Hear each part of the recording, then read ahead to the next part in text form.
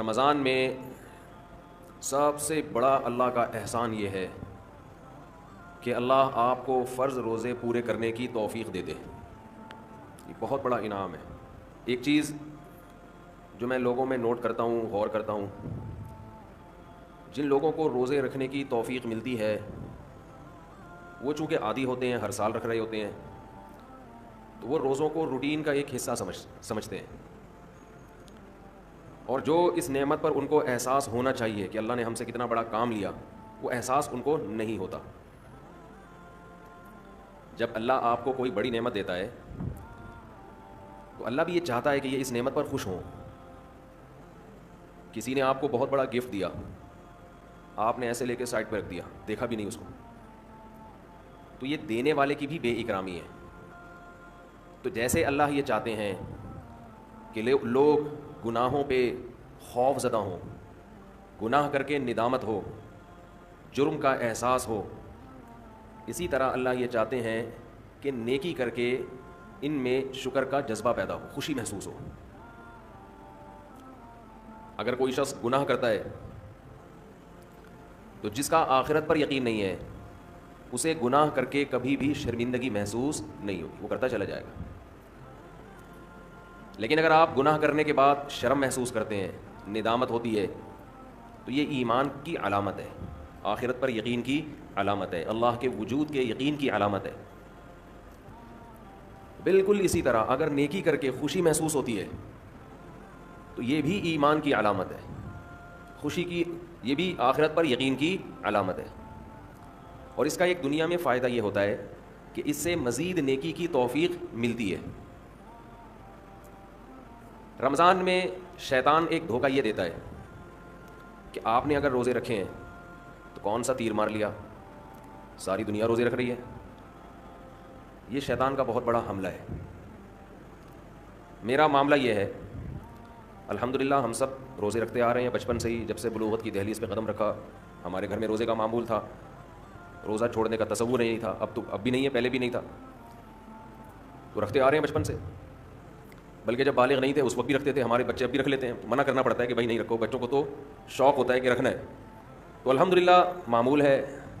لیکن اس کے باوجود میں یہ سوچتا ہوں کہ اے اللہ، میرے جیسے نالائق کو تو نے یہ توفیق دے دی کہ میں رمضان کے روزے رکھ رہا ہوں. یہ تیرا مجھ پہ بہت بڑا احسان ہے. انسان یہ سمجھے اپنے بارے میں کہ صرف میں ہی گویا رکھ رہا ہوں، مجھے باقیوں سے غرض نہیں ہے وہ کیا کر رہے ہیں. میرے اوپر تو بڑا احسان ہے اللہ کا. ہم تو نالائق ہیں بھائی. عام دنوں میں ایک روزہ رکھنے سے پہلے 10 دفعہ سوچتا ہے انسان کل رکھوں کہ نہیں رکھوں.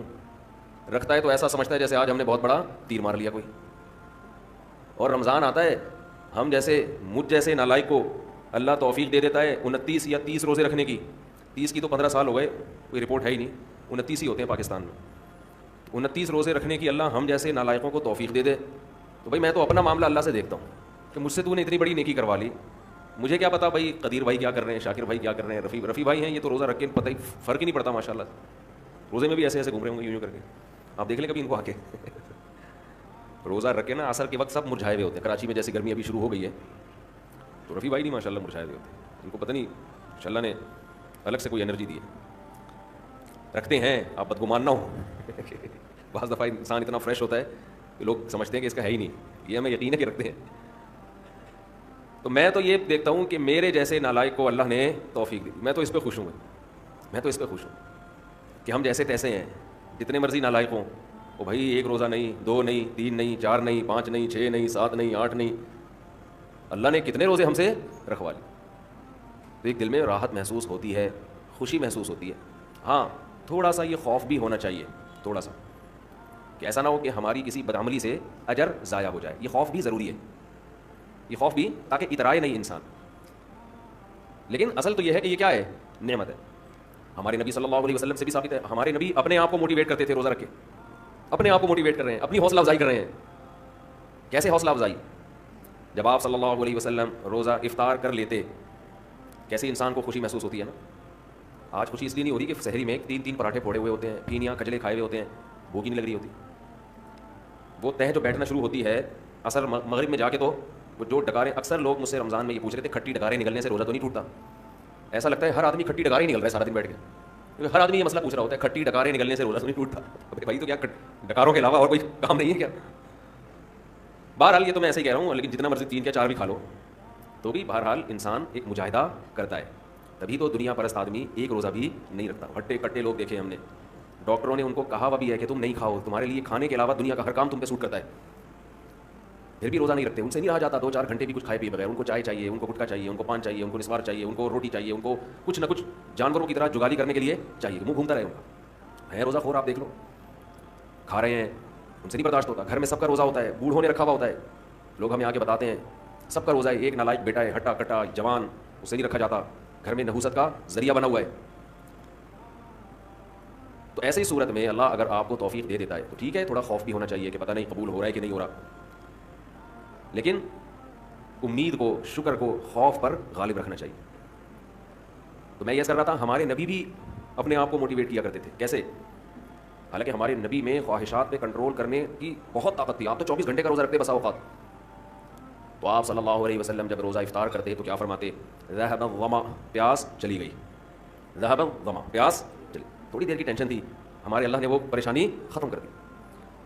وبدلت العروق, رگیں تر ہو گئیں, جو خشکی جسم میں تھی, چہرے پہ انسان کی خشکی پیدا ہو جاتی ہے نا, آپ صلی اللہ علیہ وسلم فرماتے ابتلت العروق, رگیں تر ہو گئی. یہ دنیاوی ٹینشن جو تھوڑی دیر کی تھی یہ بھی اللہ نے ختم کر دی. وثبت الاجر ان شاء اللہ, اور اللہ نے چاہا تو اجر ہمارے نام اعمال میں لکھ دیا گیا. یعنی ہمارے لیے کتنی خوشی کی بات ہے کہ ہمارے رب نے ایک نیکی ہم سے کروا کے جو پریشانی تھی وہ بھی ختم کر دی, اور نیکی کا ثواب ہمیشہ کے لیے ہمارے اعمال میں درج کر دیا. تو میں جلدی سے بیان کو سمیٹتا ہوں. میں یہ کر رہا تھا, دیکھو میرے بھائی, اگر اللہ نے آپ میں کوئی اچھی بات رکھی ہے, کسی نیکی کی توفیق دی ہے, تو اس کا بھی استحضار کرنا چاہیے. استحضار کا مطلب اس کے بارے میں ہمیں سوچنا چاہیے, اس کی ہم قدر کریں, اس پہ اللہ کا شکر ادا کریں. یہ نہ دیکھیں سب روزے رکھنے تو ہم نے رکھ لیا تو کیا ہو گیا, بھائی سب کا نہیں پتا, ہم تو نالائق ہیں یار, سب تو بہت نیک ہیں, وہ تو رکھ سکتے ہیں, ہم جیسے نالائق کو اللہ نے توفیق, میرا تو اللہ سے معاملہ ہے, مجھے کیا پتا آپ کا کیا معاملہ ہے, میں تو اپنا معاملہ دیکھوں گا. تو ہمارے نبی اپنے آپ کو موٹیویٹ کیسے کرتے تھے؟ ذهب الظما, پیاس چلی گئی. وابتلت العروق, رگیں تر ہو گئیں. وثبت الاجر ان شاء اللہ, اور اللہ نے چاہا تو اجر ہمارے اعمال میں لکھ دیا گیا, اجر لکھ دیا گیا ہے. تو اس سے انسان کو اگلے دن دوبارہ روزہ رکھنے کا حوصلہ ملتا ہے. اور گناہ میں الٹا, تھوڑی دیر کی لذت یہاں سے بات شروع ہوئی تھی کہ جوانی میں بھی یہ لذتیں اگر آپ نے کنٹرول نہیں کیا نا تو بڑھاپے میں یہ لذتیں بڑھیں گی, مگر گناہ کرنے کی طاقت کیا ہو جائے گی؟ ختم. تو حسرت, افسوس, ٹینشن والی زندگی. تو اس لیے جوانی میں اپنے آپ کو نیکی کا عادی بنا لو, اس سے بڑھاپا بڑا خاندانی گزرے گا. اللہ اللہ کی بڑھاپے میں توفیق ملے گی. جوانی میں تسبیح کی عادت ڈال لو. سمجھتے ہو؟ نہیں آ رہی سمجھ میں؟ جوانی میں کیا عادت ڈال لو؟ تسبیح کی.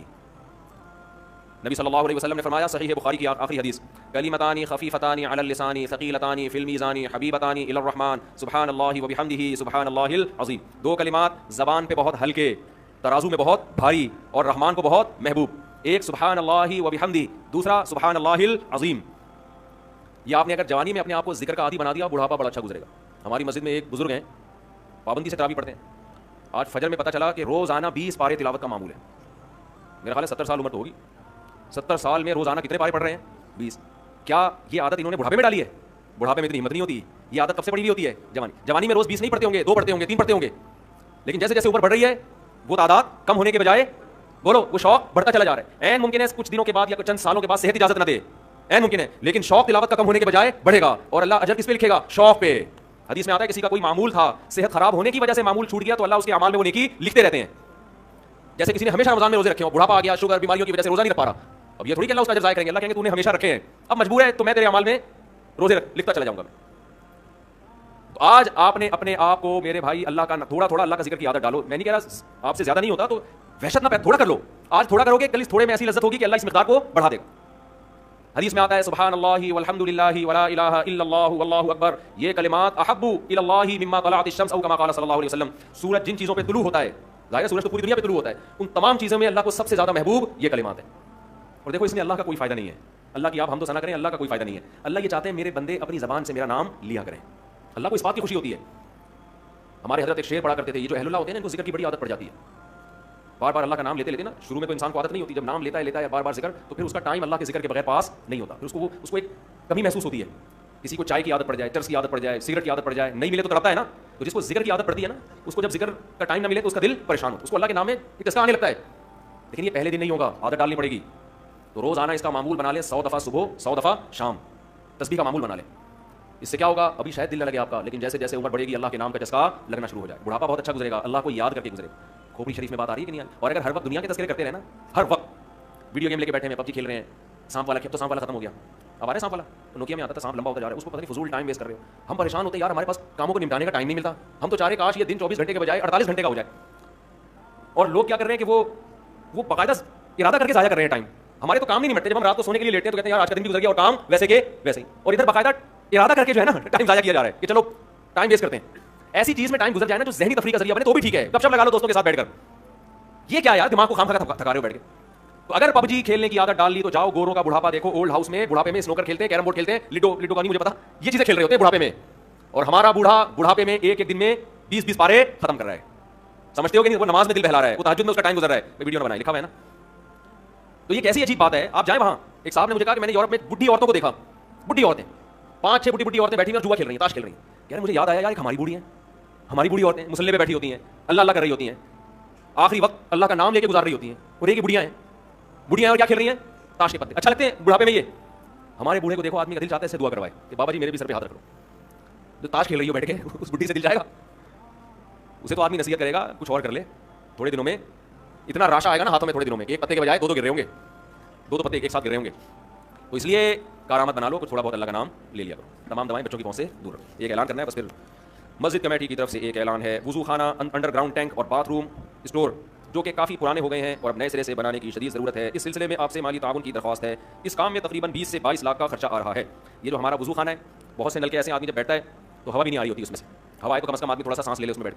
خراب ہو گئے نلکے، اس کو ریپیئر کرنا ہے وضو خانے کو. اور اللہ بھلا کرے یہ ٹینک ہمارا مسجد کے سامنے بہت پرانا ہے، گل گیا ہے، سڑ گیا ہے. میرا خیال ہے کتنے سال ہو گئے اس کو؟ 40 سال تو ہو گئے، 40 سال سے زیادہ ہو گئے.